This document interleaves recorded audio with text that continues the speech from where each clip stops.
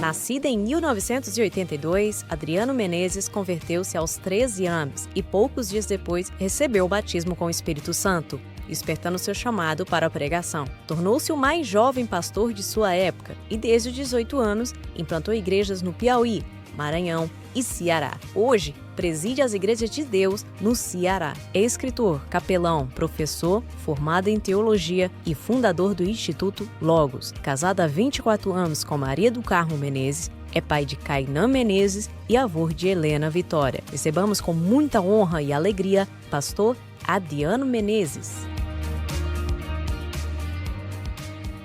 A paz do Senhor a todos. Que alegria poder estar essa noite e juntos poder sentir o que Deus está fazendo no meio de vocês.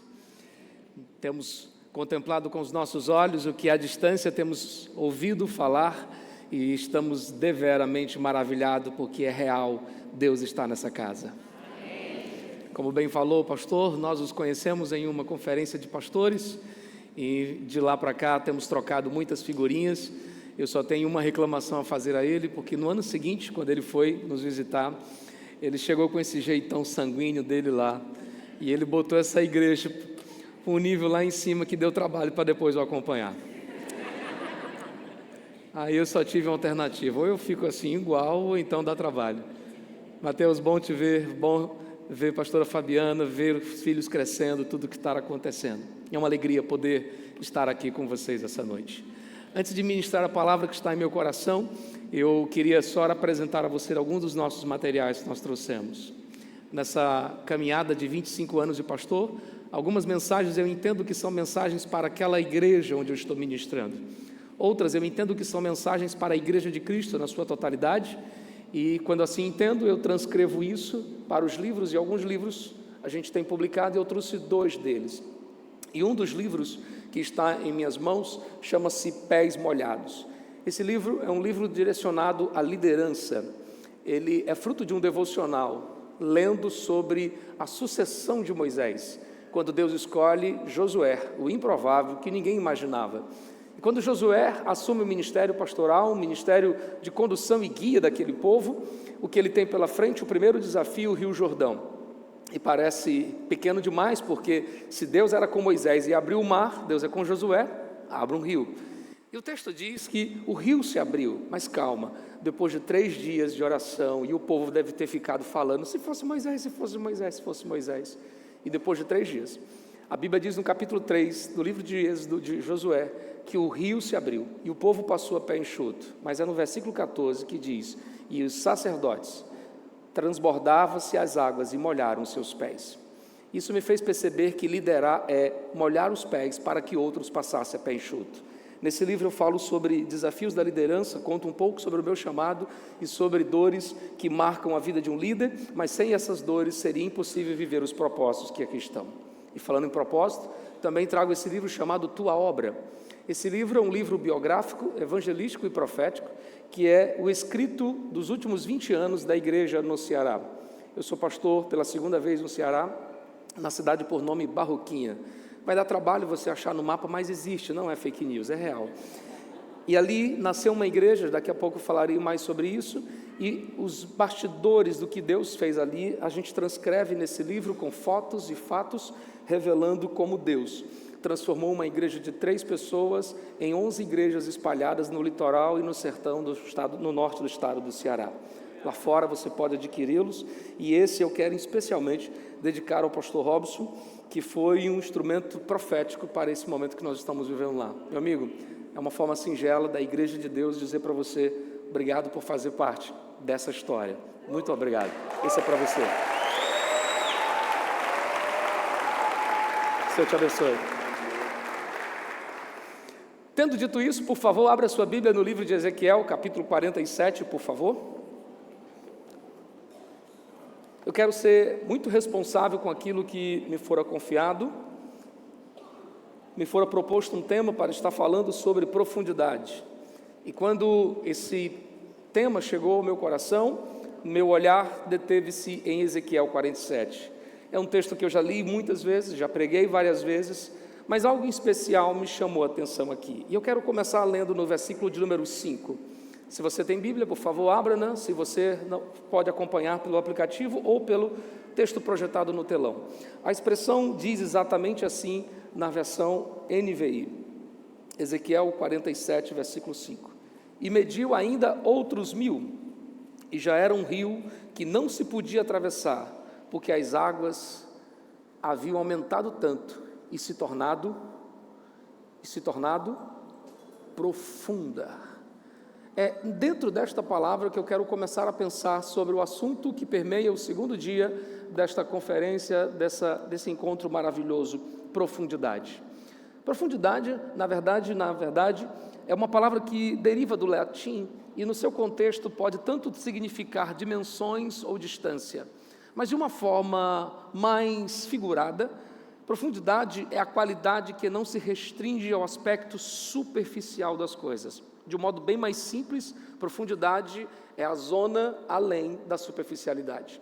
E esse texto é muito preciso quando o profeta está tendo uma visão, que tem várias visões desde os seus primeiros registros, e ele começa a descrever uma visão maravilhosa. Ele tem uma percepção de águas que saem debaixo do trono, e essas águas vão caminhando, vão percorrendo e invadindo alguns lugares, e ele também vê um homem, e esse homem se aproxima e começa a convidar aquela pessoa a caminhar, e ele caminha cerca de 500 metros, as águas começam a bater nos seus tornozelos, e o convite é: caminhe mais um pouquinho, e as águas vão batendo agora nos joelhos, e o convite continua: caminhe mais um pouquinho, e as águas agora vão batendo nos lombos, até que o convite é feito: caminhe mais um pouquinho, e as águas se tornaram impossíveis de caminhar, elas eram profundas e só davam para se nadar a nado. Então, nesse texto, me chama a atenção que, além de água, além de um convite, além de uma jornada, além de um profeta, aparece um personagem. Ele está no versículo de número 3. E no versículo 3, o personagem é chamado apenas de um homem. Um homem que tem em si uma vara de medir. Para ser mais preciso, ele carrega em si uma trena. Ele carrega em si algo que mediria a distância. Na linguagem bíblica, são 1000 côvados, traduzido para números, são 500 metros, e ele carrega em si uma vara que vai medindo, e esta não é a única vez que aparece na Bíblia essa expressão, vara de medir. Nós encontraremos isso também no livro de Zacarias, mas precisamente no capítulo 2, nós temos a expressão que diz: e ele tinha uma vara de medir, e saiu para medir a cidade de Jerusalém. Nós encontraremos também algo semelhante a isso no livro de Amós, no capítulo 7, a partir do versículo 7, agora um prumo e a mesma ideia, medir. Então a pergunta é: o que esse homem está medindo? Esse homem reporta a ideia de um ser angelical, de um ser celestial que está medindo. Logo, a pergunta que se deve fazer é: o que ele está medindo? O que o homem de branco está medindo no texto de Ezequiel? E se nós traduzíssemos isso para nós aqui nos dias de hoje, o que o homem de branco está medindo em nós? Se o Eterno, essa noite, descesse na casa e começasse a medir a sua vida, como estão as medidas da sua jornada? Como estão as medidas da sua caminhada? Bom, eu não quero esgotar esse assunto, porque ele até é um assunto muito grande, mas eu gostaria de pontuar 3 coisas que eu penso que merece uma atenção melhor, para saber se nós estamos no nível de profundidade ou no nível de superficialidade. E eu quero começar a destacar pela caminhada, pela jornada, pela vivência de adoração. Se o homem de branco fosse medir a sua vida de adoração hoje, como ela estaria? No nível de superficialidade ou no nível de profundidade? Adoração é um convite a olharmos e pensarmos melhor sobre a nossa relação com o Senhor. Quando se fala de adoração, a Bíblia é repleta desses assuntos. Ela é um livro que começa falando de um culto que é feito por 2 irmãos, aceito por um e rejeitado o outro, encerra falando-se de um grande coral de 144.000 vozes. No seu ensejo temos um livro só de canções, ou seja, a musicalidade, a adoração é pertinente nas Escrituras. Mas é em Ezequiel 28 que nós encontramos um instrumento chamado sinete de perfeição. E esse sinete de perfeição era um instrumento dado ao querubim que averiguava, que media o nível da adoração. É por esta razão que em João 4, Jesus está dizendo que os verdadeiros adoradores são buscados, são procurados. Logo, se sabe que se existem verdadeiros, existem os falsos. E se existem os verdadeiros adoradores, também existem as verdadeiras adorações. Não pense você que qualquer adoração que nós oferecemos aqui chega lá. Ela passa por uma vara de medir. Ela passa por um sinete de perfeição. E se Deus fosse medir a sua adoração, como ela estaria? Como estaria o seu nível de adoração? Para encontrar essa resposta, eu quero pensar com você em duas expressões da mesma história que se passa em livros diferentes. A adoração que está em 2 Samuel, no capítulo 6, e no livro de 1 Crônicas, no capítulo 13. Lá, nós temos o rei, que é conhecido por ser músico, compositor, tocador de harpa. Eu estou falando de Davi. Davi, um certo dia, parou e pensou, peraí. A arca de Deus não repousa entre nós. A arca de Deus está distante. Vamos trazer a presença de Deus para cá? E assim, juntou um grupo de pessoas e se dirigiram para trazer a arca de volta. E quando eles estão vindo, fizeram uma carruagem nova, colocaram a arca sobre aquela carruagem que era conduzida por bois. E ali eles estão felizes, eles estão saltando, eles estão alegres e contentes. A presença de Deus está chegando. Só que no meio do caminho, a irreverência de usar está agora levando ele a morrer. Pois do tropeçar dos bois, e a primeira vez que eu vejo esse relato, bois tropeçando, a carroça começa a balançar, e quando a arca estava para cair, a falta de reverência daqueles que estavam ao lado dela causou morte. Por causa disso, Davi disse, não, chega, não tem como levar a arca de Deus para a nossa casa, é impossível tê-la entre nós, e ela vai para a casa de Obed-Edom. Mas a diferença disso é que na casa de Obed-Edom não gerou morte, gerou vida, gerou bênção, gerou provisão, e ele soube que tudo que Obed-Edom fazia, prosperava, dava certo. Então ele entendeu, eu preciso ter a arca de volta. Mas aonde está o nosso erro?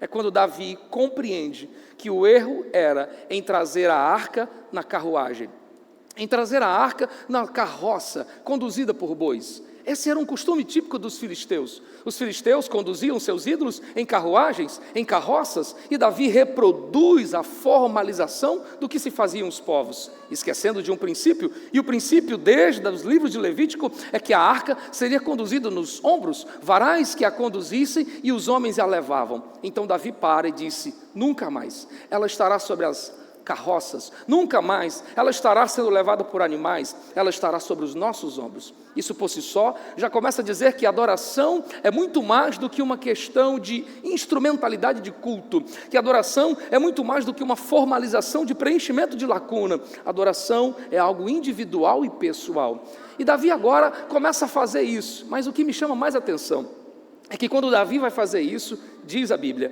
que a cada 6 passos ele para e sacrifica animais ao Senhor.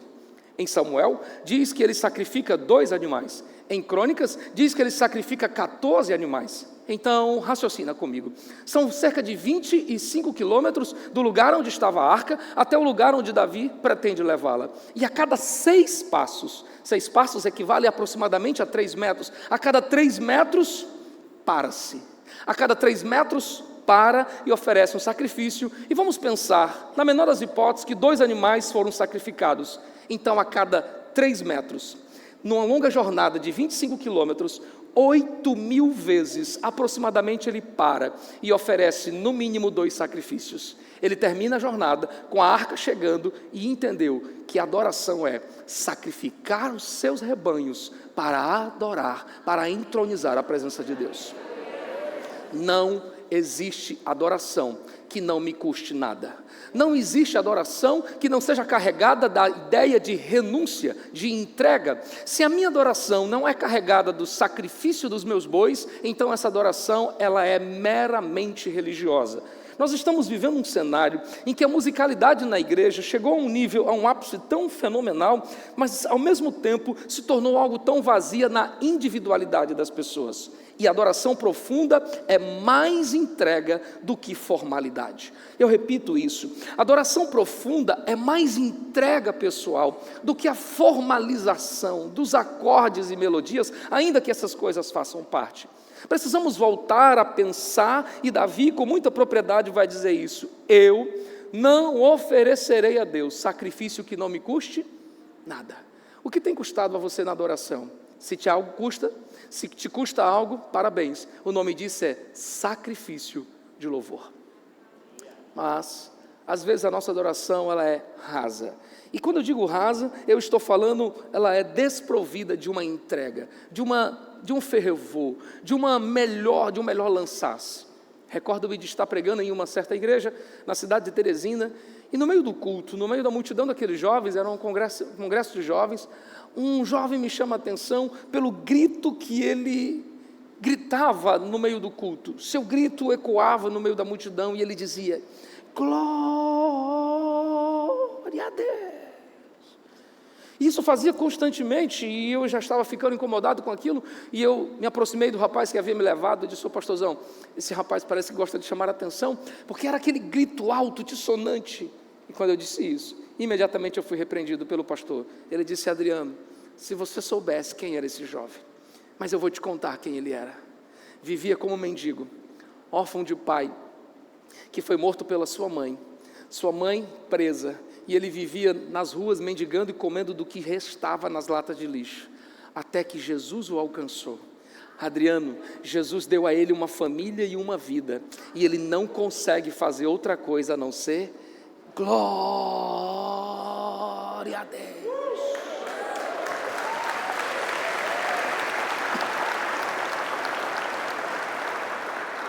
Depois daquele dia eu conheci Janderson e pude perceber que a adoração de Janderson era fruto daquilo de uma consciência. Ele sabia de onde Deus o tinha tirado, ele sabia de onde Deus o havia arrancado. Sabe, irmãos, se nós parássemos um pouco para pensar quem nós éramos e o que Deus fez, nós não ficávamos assim de mãos cruzadas ou apenas como gatos sibianos, só a gente se entregava mais, a gente se oferecia mais, a gente se derramava mais, a gente levantava a mão, a gente dizia amém, e não precisava de alguém dizer levante, ou precisava de alguém dizer assim, faça isso, se tornaria algo espontâneo, profundo, intenso. Então eu preciso te convidar a fazer isso. Seja livre na adoração e flua naquilo que move os céus.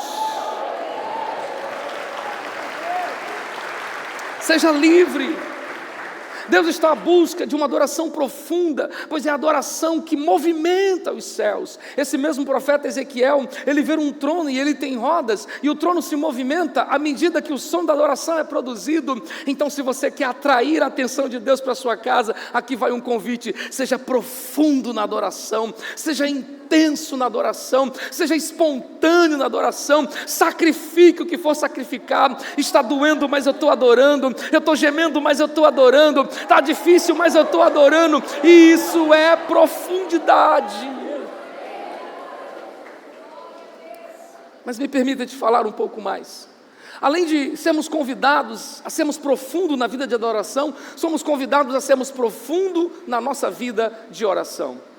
Ah, querido, preciso perguntar a você: como é o nível de oração, de vida de oração sua? A Bíblia repleta de textos e de exemplos de homens que oravam. Eu quero apenas chamar a sua atenção para Jesus e a igreja. No Novo Testamento, nós encontramos em Marcos, no capítulo 1, no versículo 35, os discípulos acordaram e procuraram Jesus, e cedinho ele tinha saído para um lugar isolado para orar. Jesus tinha um hábito tanto de orar, que os discípulos se aproximaram dele e disseram: Senhor, nos ensina a orar, nos ensina como funciona isso. Eles viram algo diferente na oração de Jesus, e é em Lucas 11 que Jesus vai ensiná-los a orar, como ter uma vida de oração. E eles aprenderam tanto, que em Atos nós temos os relatos da igreja que orava. Se nós abrirmos o livro de Atos, no capítulo 1, no versículo 14, nós encontraremos essa expressão: eles perseveravam na oração. Se nós abrirmos o capítulo 2, no versículo 1, encontraremos todos reunidos no cenáculo, o que estavam fazendo? Em oração. Se folhearmos a Bíblia para o versículo 42, veremos a expressão dizendo que eles perseveravam unânimes na oração. Se continuarmos o livro de Atos e chegarmos no capítulo 3, no versículo 1, vamos ver ele indo para a igreja para a hora da oração. Se chegarmos no capítulo 7, no versículo 60, encontraremos que até na hora da morte, Estevão levantou os olhos e orou ao Senhor. Se chegarmos no capítulo 9, no versículo 40, Pedro se aproxima de Dorca, que está morta, e ele se ajoelha e ora.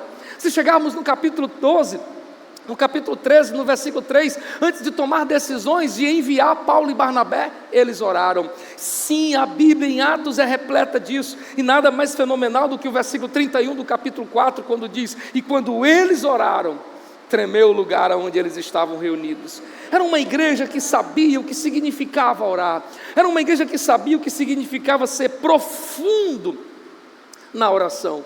Talvez por essa razão é que quando nós vemos o livro de Tessalonicenses, Paulo convida a igreja, e para eles isso é muito simples: orai sem cessar. Me permita te fazer uma pergunta e não me responda, fica para você. Se a igreja orasse tanto quanto você ora, como estaria a vida da igreja? Se a igreja dependesse das suas orações, como estaria a vida da igreja? Se a nossa nação dependesse, se você fosse a única pessoa convidada a orar por ela, como estaria o destino dela? Perguntas introspectivas nos fazem pensar se nós somos superficiais ou profundos na oração. Quando eu leio o livro de Samuel, eu encontro uma mulher por nome Ana, e Ana tinha um desejo em seu coração: ser mãe, claro, era o sonho de toda mulher, e sendo hebreia, mais ainda. E ela sofria do fato de que sua rival, assim a Bíblia chama, Penina, tinha filhos, e ainda incomodava dizendo, me permita usar essas expressões: cadê seu Deus, que não te deu filho? Olha só, eu sou mãe de 7 filhos, olha só, eu sou mãe de muitos filhos, e cadê os seus? E Ana orava, e nada acontecia. Até que algo diferente há na oração de Ana, que ela chega no santuário e ela ora, e essa oração muda a sua vida, ao ponto de Deus abrir a sua madre e lhe dar um filho, Samuel, e depois outros filhos. E o que foi de especial que mudou na vida da oração de Ana? É simples, se nós olharmos para o livro de 1 Samuel, encontraremos isso. Ana envolvia seu coração, ela orava com sua alma. Quando o sacerdote Eli viu ela orando e continuando em orar, disse: essa mulher está embriagada. E ela disse: não, Senhor, eu estou orando com todas as forças da minha alma. Ela não estava apenas soltando expressões, a alma dela, todo o ser dela estava ali. Isso é oração profunda, quando eu oro com todo o meu ser. Eu não sei se você um dia se moveu curioso a perguntar por que no Muro das Lamentações os judeus oram e eles movimentam e baixam e movimentam o seu corpo. E um dia, questionados sobre isso, eles respondem dizendo: porque oração envolve mais do que expressão, envolve todo o seu corpo, toda a sua alma, todo o seu espírito. Oração é um convite a se envolver totalmente, se entregar totalmente. E eu te pergunto, na sua oração, como você tem se entregado? Tiago diz no capítulo 4, no versículo 3, pedis e não recebeis, porque pedis mal. Quando nós lemos o livro de Lucas, no capítulo 18, Jesus fala sobre 2 homens, um homem que orava e não era ouvido, e outro que orava e era mais do que ouvido, era atendido. E a diferença da oração do publicano e da oração do fariseu é que o fariseu orava de si para si, e isto era uma oração que podia ser ouvida, mas não atendida. Mas o pecador, o publicano, orava e dizia: Senhor, tem misericórdia de mim. Um senso de compreensão, de dependência, de humilhação estava nele, e por isso a Bíblia diz: por isso ele foi ouvido, atendido e justificado. O que deve haver de diferente na nossa oração é essa entrega, essa compreensão de que não somos nós que movimentamos Deus, é Deus que nos movimenta. A oração é um convite a se desarmar e dizer: tome o controle e seja feita a tua vontade na terra como nos céus. Era isso que fazia diferença na oração da cananeia. Ainda que Jesus dissesse: não é lícito tirar o pão e dar para os cachorrinhos, ela ficou lá e disse: mas até os cachorrinhos comem das migalhas que caem da mesa do seu Senhor. Foi isso que fez Jesus parar e dizer: quem me chamou, traga-o aqui. E perguntando a Bartimeu, disse: o que você quer que eu te faça? Orações que são entrega, que envolvem a alma, fazem Jesus parar o caminho, olhar e perguntar: o que você quer que eu te faça? Em nossa igreja há um rapaz por nome Samuel. E Samuel chegou para minha esposa e disse: Carminha, tia Carminha, eu queria tanto que Deus me ouvisse, que Deus me ajudasse. E o que foi, Samuel? Ele tem aproximadamente 10 anos. O que foi, Samuel? É porque da nossa casa para a igreja é tão longe, e a gente vem caminhando. Eu queria tanto que a mamãe tivesse um transporte para a gente vir para a igreja. Facilitaria muito. Carminha aproveitou o momento para ensinar a Samuel a orar. Samuel, eu vou te ensinar. Oração tem nome, oração tem destino e oração tem propósito. Samuel, escolha um horário e todos os dias naquele horário se tranque em seu quarto e conte para Jesus as suas necessidades. Samuel agarrou isso. E quando era o horário do almoço, que a mãe procurava Samuel para almoçar, Samuel estava no quarto. Senhor, eu queria uma motinha para ir para a igreja, Senhor. E por dias, no mesmo horário, ele dizia a mesma coisa. Você já sabe como isso termina? A moto chegou. Nós não temos porque não sabemos pedir. E quando pedimos, temos a pressa em achar que as coisas vão acontecer. Deixa eu ensinar uma coisa para você. Ore não até Deus te ouvir, ore até você ouvir Deus respondendo você. E isso é profundidade na oração. Precisamos sair do raso, e por isso Jeremias diz no capítulo 29, buscar-me-eis, e me encontrareis, quando vocês me buscarem de todo o vosso. Conte para Jesus suas dores, conte para Jesus suas dificuldades, conte para Jesus, leve a Ele, porque ninguém será capaz de mudar a sua história como o Senhor será capaz. Então só depende de você. Eu quero caminhar para o terceiro ponto e convidar você a pensar sobre profundidade, em aquilo que eu destaquei por último e não menos importante do que as demais, mas destacar por último para nos fazer pensar sobre como é o nosso nível de profundidade nos relacionamentos com Deus. Se nós devemos ser profundo na adoração, profundo na oração, eu quero que você não esqueça disso, ser profundo no nosso relacionamento com Jesus. Quando eu falo de Jesus, eu preciso remeter ao fato de que no Novo Testamento, Jesus sempre se via cercado de pessoas. Multidões estavam ao lado dele, homens e mulheres, jovens e crianças, publicanos, pecadores, fariseus, todos estavam ali, era a multidão. Mas além da multidão que vinha e voltava, que estava e não estava, haviam os discípulos, eram os que ficavam ali, os que estavam perto dele. Quando todo mundo ia embora, eles ficavam. Mas dentro dos discípulos, mesmo assim, haviam pessoas que não conheciam o Senhor. E quando eu falo isso, eu tenho em mente João 14. Em João 14 nós temos 2 discípulos, eu tenho Tomé e Filipe, que estão revelando que não conhece a Jesus. Jesus está dizendo, olha, eu estou indo para o Pai, e vocês sabem o caminho. E Tomé disse, que caminho? Nem sabemos que caminho é esse. Há tanto tempo estava ali. E Filipe ainda mais diz assim, Senhor, mostre-nos o Pai, e isso basta. Aquilo doeu o coração de Jesus, pois Jesus diz assim, há tanto tempo eu estou com vocês, e você ainda não me conhece. São discípulos que estão com Jesus, e não conheciam Jesus. Isso me dá autoridade para dizer que muitas pessoas estão na igreja, estão adorando Jesus, estão orando a Jesus e ainda não conhecem Jesus. Porque seu nível de relacionamento é um nível raso, não tem profundidade, não tem entrega, não tem devoção. Não há fervor, não há uma busca por algo mais do que a superficialidade dos cultos, dos momentos que se reúnem em celebração. Nós precisamos ampliar a percepção sobre o que significa ser aquilo que João mesmo chama de discípulo amado. João se apresentava assim como discípulo amado, porque ele é o discípulo que está com Jesus em todos os momentos. Por exemplo, em Lucas, no capítulo 5, no versículo 11, quando Jesus precisou do barco, João deu os seus empreendimentos, não apenas ouviu a mensagem, mas deu sua empresa, seus empreendimentos para Jesus. E eles agora estão vendo os seus barcos, que tinham nada pescado na noite anterior, vendo agora todos eles cheios, quase indo a pique. Em Mateus 17, na transfiguração no Monte Tabor, João deu a sua reverência, ele estava lá, e eles ouviram atentamente, ao ponto de dizer, bom é estarmos aqui, vamos fazer 3 tendas, para ti, para Elias e para Moisés. Ele nem pensou nele, ele estava mais preocupado em propiciar um lugar acolhedor para Jesus. João, no Getsêmani, deu o seu tempo, pois quando todo mundo saiu para dormir, João, ao lado de Pedro e Tiago, estão ali. E ainda que lutando, ele ainda está ali, dando o seu tempo. E quando todos fogem, ele fica ali, João Marcos, fica acompanhando ele à distância. E quando a situação se tornou pior, que Jesus é julgado e levado à condenação e colocado no alto da cruz, quem está lá? João, o discípulo que deu o seu empreendimento, que deu a sua reverência, que deu o seu tempo e deu a sua própria vida. Sabe por que João é o último discípulo a morrer? Porque João estava disposto, e mostrou isso, a morrer pelo seu mestre mesmo em face do perigo da morte. Enquanto todos fogem, ele diz: nada mais me importa, aqui eu ficarei. E Jesus, do alto da cruz, dos discípulos de Jesus, só ele estava lá. João o conhecia.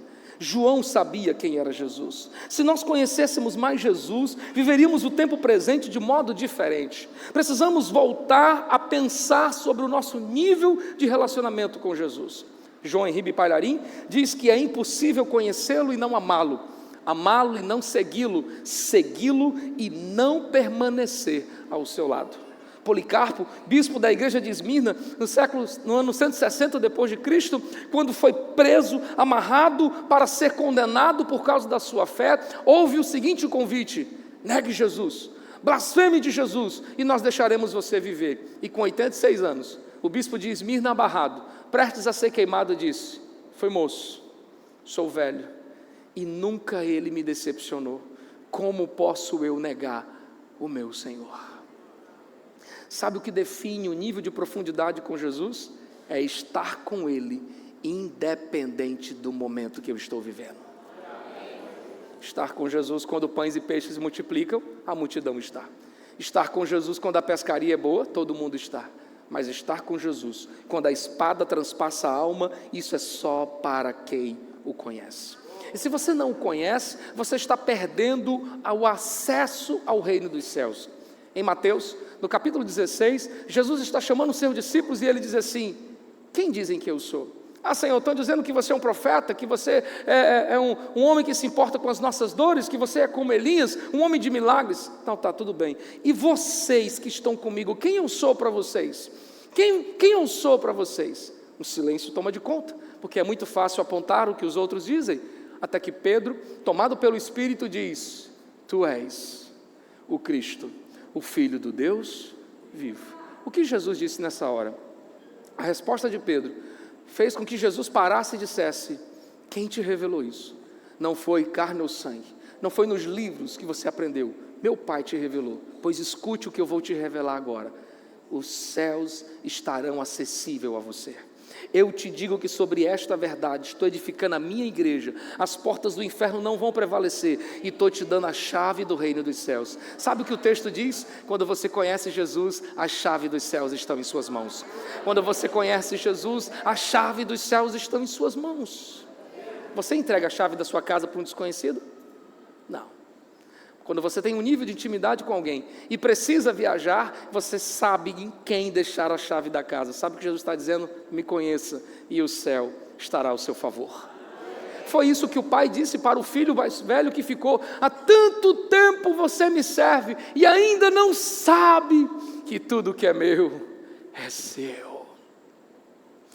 É lamentável, mas nós vivemos um presente tempo em que a igreja de Jesus tem sido superficial. Cantamos sobre Jesus, falamos sobre Jesus, glorificamos a Jesus, mas não sabemos quem é Jesus. E nunca se fez tão necessário acordar e entender a necessidade de profundidade. Ouçam-me, por favor. Como sacerdote que sou, isso me preocupa muito, esse nível de relacionamento que nós temos com Jesus. Somos hoje quase metade da população que se diz evangélica. E mesmo assim, os índices de prostituição, de homicídio e de tantas outras coisas continuam as mesmas. E por quê? Porque nós somos uma geração que conhece muito de Jesus. Me parece aquele Jó que se diz assim: reto, íntegro e temente, mas no final das contas é aquele que diz assim: eu só te conhecia de ouvir.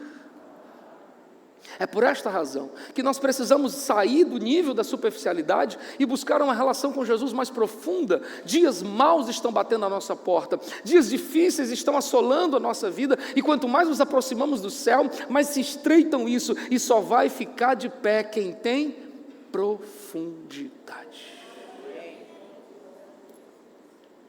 Como está a sua vida? Se o homem de branco hoje fosse medir você, como estaria? Se a vara de medir estivesse hoje aqui, se a trena do céu estivesse hoje aqui e estivesse medindo você, seria achado em falta? Seria achado em profundidade? Se o Senhor fosse medir hoje o seu relacionamento com Ele, sua vida de oração e adoração, como você estaria? E talvez a sua pergunta é: tá, pastor, tudo bem, eu entendo sobre isso, mas qual a importância da profundidade? Eu te faço responder essa pergunta dizendo sobre o que está em Ezequiel 47. Quando ele caminhava as águas no tornozelo, ele tinha um controle. Quando ele caminhava e as águas estão nos joelhos, ele tem o controle. Ainda menos, mas tem o controle. Quando ele caminhava e as águas dão nos lombos, ele ainda tem o controle. Mas quando ele não consegue mais, que as águas subiram, ele perde o controle. É aqui que está o segredo. Profundidade é quando o homem desaparece e Jesus aparece. Profundidade é quando você perde o controle e Jesus assume o controle. Isso é profundidade. Isso é profundidade. Ele não consegue mais movimentar-se, ele está nadando. É chegado o momento de entendermos que tudo é sobre ele. E nós só precisamos ouvir o convite: caminhe. Mas eu já caminhei. Caminhe mais um pouquinho. Mas eu já caminhei mais um pouquinho. Eu quero ser o homem de Deus para dizer para você: caminhe um pouco mais. Você pode me ajudar a dizer isso para quem está do seu lado? Um pouco mais. Se você já ora, se você já ora, se você já vai para a igreja, se você já lê a Bíblia, se você já teme a Jesus, é sempre possível um pouco. Seja obediente a isso. Senhoras e senhores, nessa minha caminhada de fé, eu me converti ao Evangelho aos 13 anos de idade. Eu venho de uma família que carrega em si um mesclado de religiosidade. Uma tia freira, um tio kardecista, uma outra carismática, um outro macumbeiro, era uma diversidade. E o primeiro convertido na minha família foi meu irmão mais velho. Ele se converte, fala de Jesus para mim, e a palavra, ainda que eu não aceitasse, mas ela ficava ecoando dentro de mim. Não deu outra. Aos 13 anos de idade, eu digo sim a Jesus, eu abraço a fé.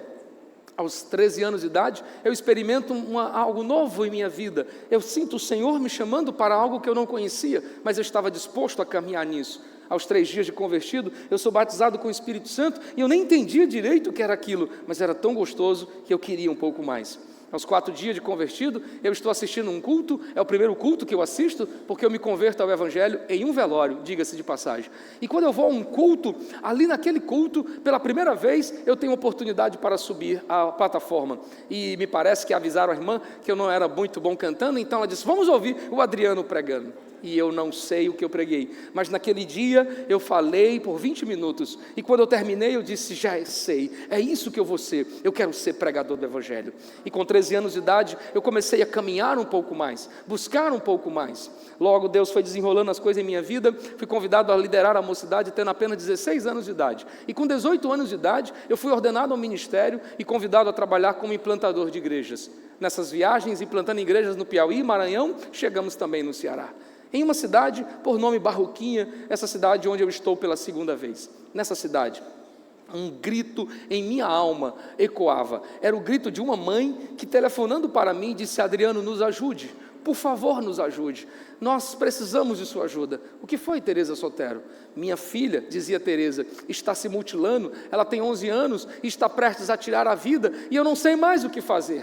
Do lado de cá, minha fala é: procure uma igreja mais próxima, eu estou a 250 quilômetros de você, procure uma igreja, lá alguém vai te ajudar. Sua resposta só doeu mais meu coração: eu já fui, e não se importaram, e disseram que não cuidaria de quem não fizesse parte da igreja. Eu fiquei em pedaços, e com aquele convite para viver um pouco mais, eu procurei o meu ministério e disse: me envie para aquele lugar. Mas eu era recém-chegado no Maranhão, na cidade por nome Tutóia, e depois de muito relutar, eu apenas disse: me abençoe, e eu irei para lá. Eu não preciso nem se preocuparem com o meu sustento, eu vou, eu sinto que eu preciso caminhar um pouco mais. E no ano de 2003, em julho de 2003, nós chegamos à cidade de Barroquinha, para começar a igreja, e tudo começou nessa foto. A foto será projetada nessa simples casa, numa cidade de 16 mil habitantes, na zona urbana apenas 6.500 habitantes. Nessa casa nós começamos as primeiras reuniões. Nesta casa, onde o teto era baixo, os ratos corriam na comieira, nós começamos a pregar o Evangelho. Se reuníamos aí semanalmente, até que eu me mudo com as minhas coisas, e nós passamos a nos reunir na minha casa. E mesmo não tendo nenhuma possibilidade de dar certo, havia em mim uma certeza: se eu caminhar um pouco mais, Deus vai fazer. Deus vai fazer. E nós ficamos crendo nisso. E mesmo sendo poucos, nós começamos a sonhar em ser uma igreja para a cidade. O que nós vamos fazer por Barroquinha? O que nós iremos fazer por esse município? No ano seguinte, em janeiro de 2004, nós recebemos um grupo de 11 amigos que vieram nos visitar, e durante uma semana nós visitamos famílias em 152 casas, catalogadas, visitadas, entrevistadas. Uma pergunta foi feita: o que a igreja pode fazer por você?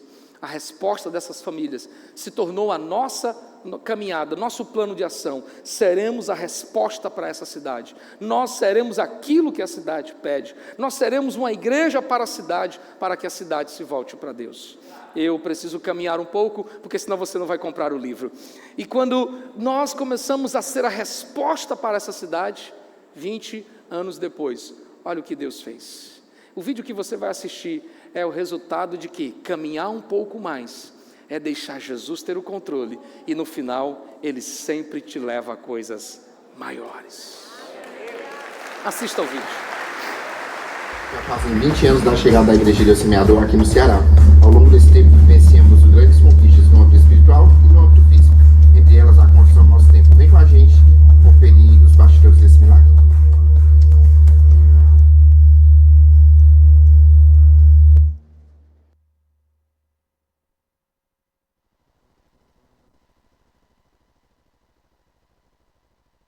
Já fazem 20 anos da chegada da Igreja de Deus Semeador aqui no Ceará. Ao longo desse tempo vivenciamos grandes conquistas no âmbito espiritual e no âmbito físico, entre elas a construção do nosso templo. Vem com a gente conferir os bastidores desse milagre.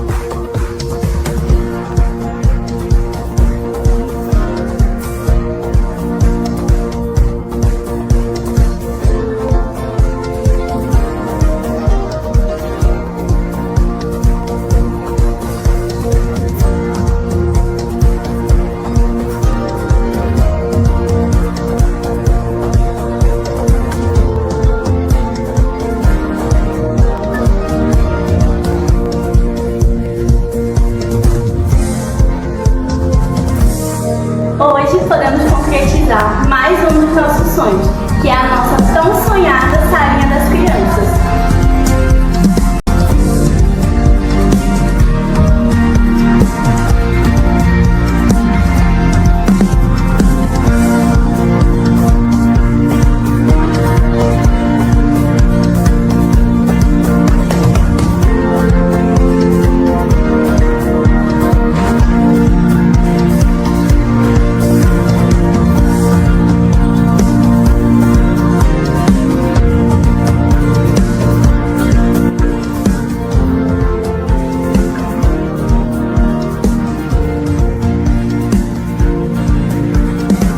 Nós acabamos de chegar na parte subterrânea da igreja, na nossa área externa, onde nós temos o nosso refeitório, a nossa cantina, em construção o campo de vôlei, campo de futebol e agora a nossa tão sonhada piscina.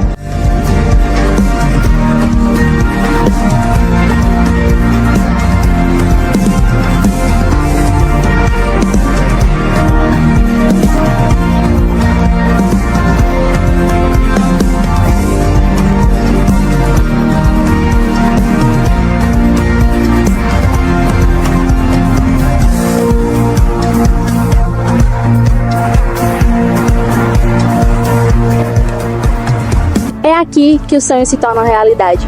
Além de todo o trabalho espiritual, nós também priorizamos ações sociais voltadas para toda a cidade. Além de um cuidado com famílias atípicas, agora nós estamos realizando um grande sonho, que é a nossa escola de princípios. Uma escola voltada para todas as crianças da nossa cidade.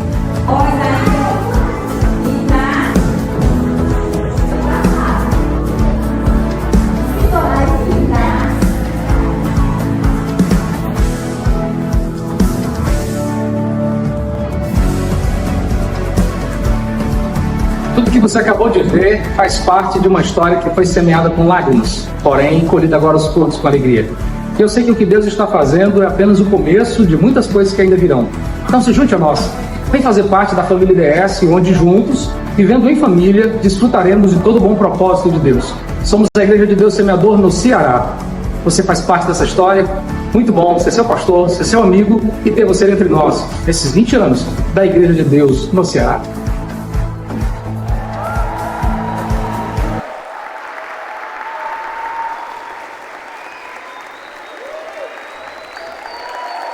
Aleluia. Aleluia. Aleluia. Tudo começou a partir de uma decisão: caminhar um pouco mais. Uma menina de 11 anos que se mutilava, o grito de uma mãe e um desejo de caminhar um pouco mais. Seus primeiros passos, doloridos, sofridos, mas nós acreditávamos, era possível caminhar um pouco mais. E nós caminhamos. 22 anos, nós fizemos agora semana passada. 22 anos depois, nós estamos vivendo mais do que os nossos olhos e os nossos corações sonharam. Porque isso é profundidade. Quando você caminha um pouco mais, Deus surpreende você. Deus surpreende você.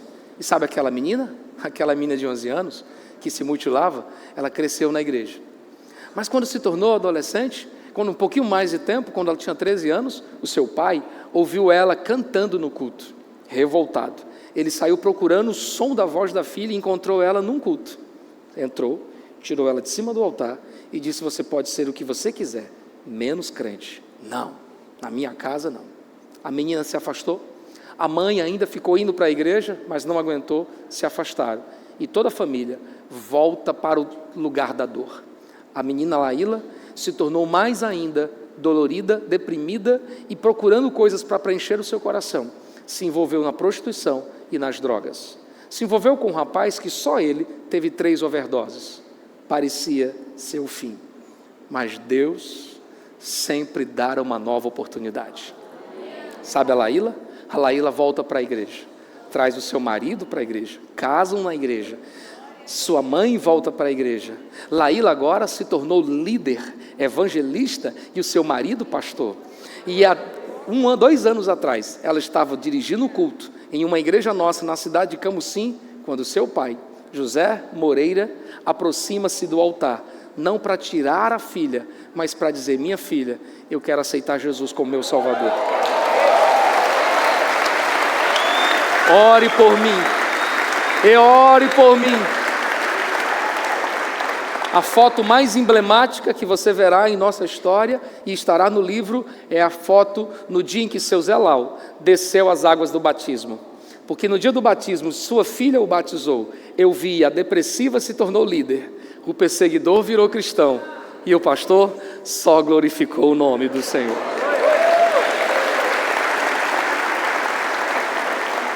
Então eu concluo dizendo uma coisa para você: saia do raso. Ande um pouco mais. Está na hora de um nível maior com o Senhor.